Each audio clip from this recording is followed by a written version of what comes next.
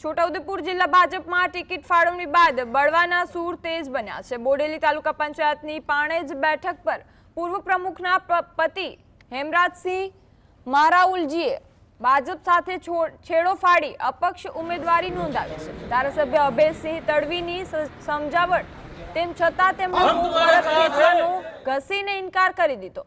બીજી તરફ નસવાડી તાલુકા પંચાયતની 2 બેઠકો પર પણ ભાજપના જ કાર્યકરોએ બળવો કરતા પક્ષની ચિંતા વધી છે।